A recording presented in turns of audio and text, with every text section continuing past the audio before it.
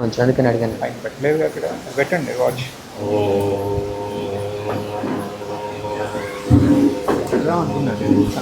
అదే ఉన్నట్టు బాగుంది. గురు బ్రహ్మ గురు విష్ణు గురుదేవో మహేశ్వర గురు సాక్షాత్ పరబ్రహ్మ తస్మై శ్రీ గురవే నమః. కొద్ది టైం ఎక్కువ పెంచండి. గురు పౌర్ణిమ, వ్యాస పౌర్ణిమ కూడా మనం పిలుస్తాం. అదే పరమ పూజనైనటువంటి వ్యాస మహర్షి వారికి సాష్టాంగ ప్రణామాలు అర్పిస్తూ ఆ గురు పరంపరలోని మన భూమానంద స్వాముల వారికి గురు పరంపరకు సాష్టాంగ ప్రణామాలు అర్పిస్తూ విరాజమాని ఇక్కడ మన ముందు విరాజమాని ఉన్న మహాత్ములకు కూడా శిరస్సు నుంచి నమస్కరిస్తూ ఈరోజు గురువు యొక్క ఆవశ్యకత ఏంటి, గురువు మనకి ఎందుకు అవసరము, గురువు మనకి ఏమి ఇస్తాడు అనే విషయాల మీద చిన్న విచారణ చేద్దాం. గురువు శిష్యునికి సర్వము ప్రసాదిస్తాడు. సర్వము అంటే భుక్తి, ముక్తి, శక్తి, ఏమి జీవన విధానానికి కావాలో సర్వము గురువు ప్రసాదిస్తాడు. అయినప్పుడు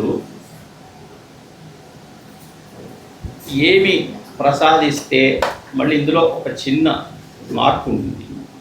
ఏమి ప్రసాదిస్తే శిష్యుడికి ఇంకా వేరే ఏమీ ఇవ్వవలసిన అవసరం లేదో, ఏ ఒక్కటి ప్రసాదిస్తే శిష్యుడికి మరొకటి కావాలనే ఆశ నశిస్తుందో, ఏమి ఇస్తే మరొకటి కావాలనే కోరిక నశిస్తుందో అది మాత్రమే ముందుగా ఇవ్వాలని గురువు యొక్క ఉద్దేశం. శిష్యుడికి అది ప్రసాదించాలనే ప్రయత్నంలో మిగతావన్నీ ఆయన సన్నిధిలో మనకి లభిస్తూ ఉంటాయి.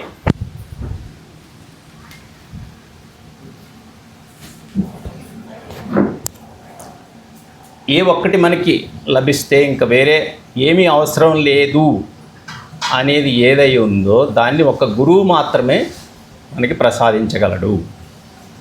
మిగతా మన స్నేహితులు, మన బంధువులు, వీళ్ళందరూ మనకి ఏదో ఒకటి ఇస్తారు.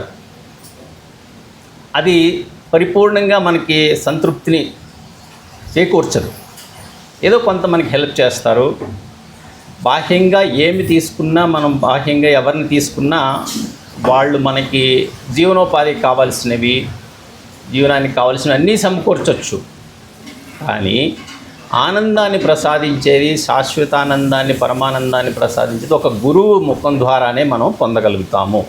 ముందు స్వాములు చెప్పినట్లుగా అది శాస్త్రాలు మనం స్వయంగా చదువుకున్నంత మాత్రాన అర్థమయ్యేది కాదు. అది కేవలం గురువు మాత్రమే ప్రసాదించగలుగుతారు. అయితే అది ఎలాగ గురువు మనకి ఇస్తాడో చూద్దాం. ప్రతి మనిషికి 3 అనుభవాలు ఉంటాయి: సుఖానుభూతి, దుఃఖానుభూతి, ఆనందానుభూతి. మనందరికీ సుఖాలు వస్తాయి, దుఃఖాలు వస్తాయి, ఆనందానుభూతి కూడా ఒకటి ఉంది. ఆనందం కూడా మనం పొందుతాం. సుఖానుభూతి ఏదైనా ఒకటి నాకు వస్తువు కావాలి అనుకున్నప్పుడు అది మనకి లభిస్తే సుఖం. సపోజ్ ఒక కారు కావాలి, మనకు అది సమకూరింది, సుఖం. అది లభించలేదు, దుఃఖం. అలాగే మనకి ప్రియమైన వాళ్ళతో మనం వాళ్ళని కలిసేమో అంటే సుఖం. మనకి ఇష్టం లేని వాళ్ళు, మనకి కష్టాన్ని చేకూర్చిన వాళ్ళు అంటే శత్రువులు ఎవరైనా మనకు కలవాలంటే దుఃఖం.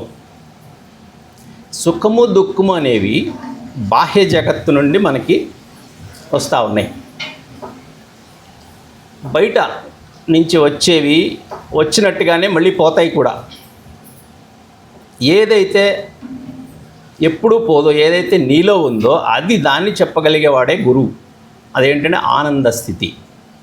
ఆనందము బయట నుంచి వచ్చేది కాదు. ఆనందం నాలోనే ఉంది, నీలోనే ఉందని గురువు చూపిస్తాడు. వచ్చిపోయేవి సుఖదుఖాలు, శాశ్వతంగా నీలో ఉన్నది ఆనంద స్థితి. అది ఎలా గురువు మనకు ప్రబోధిస్తాడు అని మనం చూసినట్లయితే, బాహ్య విషయాల నుంచి మేము ఏదైనా సుఖదుఖాలు మీకు వచ్చినప్పుడు అవి శాశ్వతంగా మీతో ఉండవు. సుఖం వస్తుంది పోతుంది, దుఃఖం వస్తుంది పోతుంది. ఆనందం మాత్రమే మనకు నిలుస్తుంది.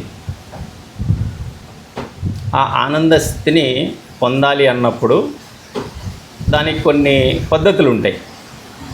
అది గురువు ద్వారా మనకి నేర్చుకోవాల్సి ఉంటుంది. మనకి పంచేంద్రియాలు ఉన్నాయి. పంచేంద్రియాల ద్వారా మనస్సు బహిర్ముఖం అయ్యి పంచేంద్రియాల ద్వారా మనం ఆనందాన్ని అనుభవిస్తాం, దుఃఖాన్ని అనుభవిస్తాం. కన్ను ద్వారా మనకి నచ్చింది చూస్తే ఆనందం, నచ్చనిది చూస్తే దుఃఖం. ఏదైనా మనకు నచ్చినది తింటే జీవకి ఆనందం, నచ్చనిది ఏదైనా మనం తినవలసి వస్తే దుఃఖం. ఇలాగే పంచేంద్రియాల నుంచి వచ్చిపోయేవి శాశ్వతం కాదు. ఏదైతే నీలో ఉందో అదే శాశ్వతమైన ఆనందము అని గురువు మనకు ప్రబోధిస్తాడు. అది మనంతటా మనకు తెలీదు. సుఖంగా జీవిస్తున్నాము అంటే అది ఆనందం కాదు. సుఖాన్ని ఎప్పుడూ ఆనందంగా భావించొద్దండి. సుఖం వచ్చిపోయేది, ఆనందం ఎప్పుడూ నీలోనే ఉంది. ఆ విధంగా మనం చూసుకున్నట్లయితే ఈ సుఖదుఖాలు వచ్చిపోతున్నప్పుడు మనం పుట్టిన దగ్గర నుంచి చనిపోయే వరకు కూడా ఈ సుఖదుఖాల్లోనే కష్టపడుతూ ఉంటాం. అది కాదు, దాని నుంచి ఒక అడుగు వెనక్కేసి ఈ సుఖదుఖాలు ఎవరికి వస్తున్నాయి అని ఎప్పుడైతే మనం దాన్ని గమనిస్తామో, నేనున్నాను, నాకు సుఖం వస్తుంది పోతుంది, అలాగే దుఃఖం వస్తుంది పోతుంది,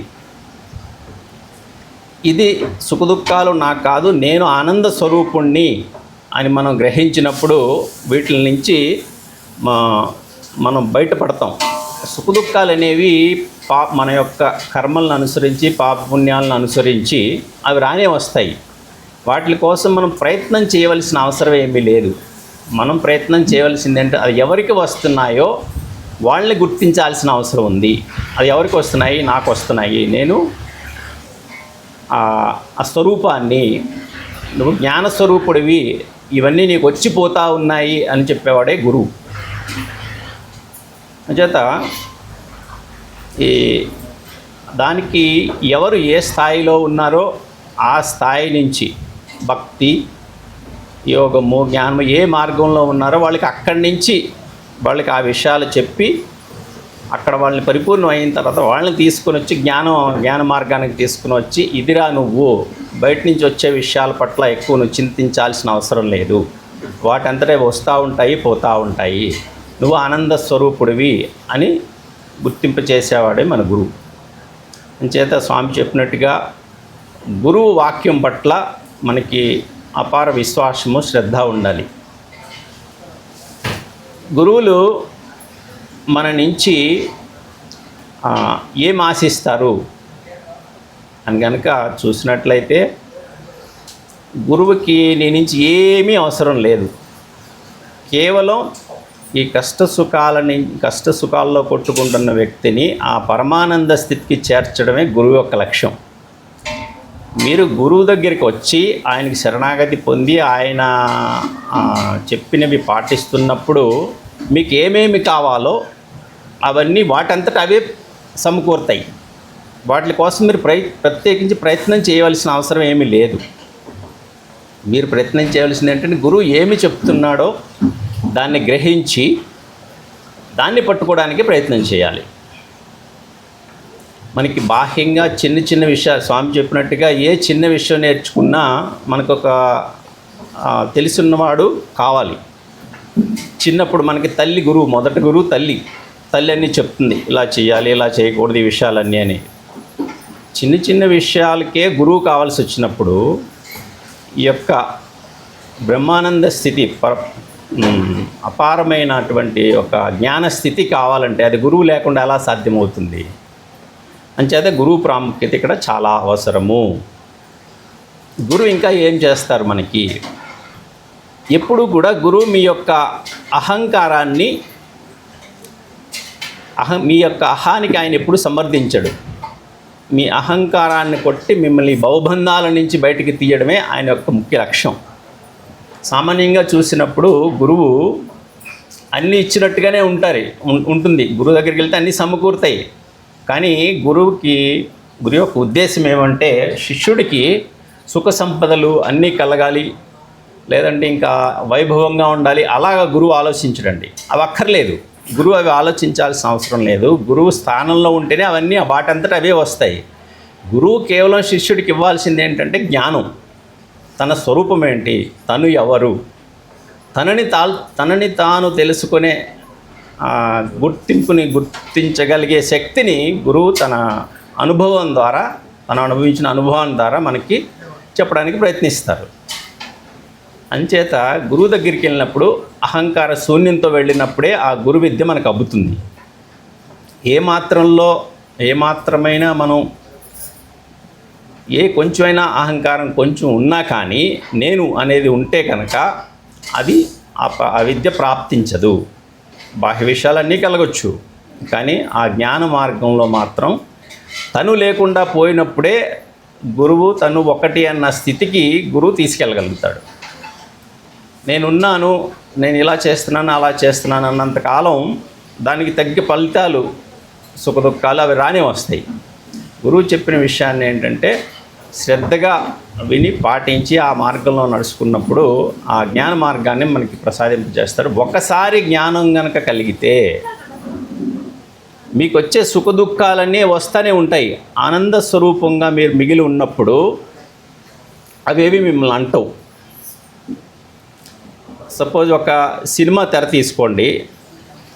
సినిమా తెర అనేది మీ యొక్క స్వస్వరూపం. దాంట్లో వచ్చే అనేక రకమైన ఘటనలు, నదులు పారుతూ ఉంటాయి, అగ్ని కొండలు కాలుతూ ఉంటాయి, బాంబులు పేలుతూ ఉంటాయి, సినిమాలు నడుస్తూ ఉంటాయి కదా. అవేమైనా తెరని కాలుస్తున్నాయా? నీటి వల్ల తెర ఏమైనా తడుస్తుందా? అలాగే నీవు ఆనంద స్వరూపుడు అని తెలుసుకున్న తర్వాత నీకు వచ్చే కష్టాలు, సుఖాలు అవన్నీ ఏమీ నేను అంటవు. ఎందుకు? ఆనంద స్థితిలో నీకు అవి సుఖము దుఃఖము లేని స్థితి ఆనంద స్థితి. సుఖము దుఃఖము వచ్చిపోయేవి, వచ్చింది ప్రతిదీ మళ్ళీ పోతానే ఉంటుంది. ఆనందము పోయేది కాదు, ఎందుకంటే అది వచ్చింది కాదు, నీలో ఉంది కనుక. ఆల్రెడీ అదే నువ్వు అయి ఉన్నావు కనుక నువ్వు ఎక్కడికైనా ఇప్పుడు సపోజ్ మీరు ఉన్నారు, మీ పేరు తీసేస్తే మీరు ఉంటారా లేదా? మీ ఆస్తిపాస్తులు, మీ పదవులు అన్నీ తీసేస్తే మీరు ఉంటారా లేదా? మిమ్మల్ని తీసుకెళ్ళి ఎక్కడికైనా పడేసినా మీరు ఉంటారా లేదా? అలాగా ఆనందం నా స్వరూపం, దాన్ని ఎవరూ తీయలేరు. ఒకసారి దాన్ని గుర్తించిన తర్వాత ఈ బయట వచ్చే సుఖదుఖాలు కానీ ఏమీ కూడా నన్ను చెలింప చేయలేవు. తెర మీద ఇవన్నీ ఎలా వెళ్తూ ఉన్నాయో అలాగే మీ జీవితంలో అన్నీ నడుస్తూ ఉంటాయి. మీరు ఆనంద స్వరూపులుగా మిగులుతారు. సో ఈ విధంగా గురువు యొక్క వాక్యాన్ని పాటించి మనం ఏమన్నా సంశయాలు ఉంటే గురువు ద్వారా తెలుసుకొని ఈ మార్గంలో మనం ముందుకెళ్ళాలని, ఆ గురు ఆశీర్వాదం మనకి కలగాలని మీ అందరికీ ప్రార్థిస్తూ ఇక్కడితో నేను ముగిస్తున్నాను. స్వామివారి తర్వాత మాట్లాడాలి.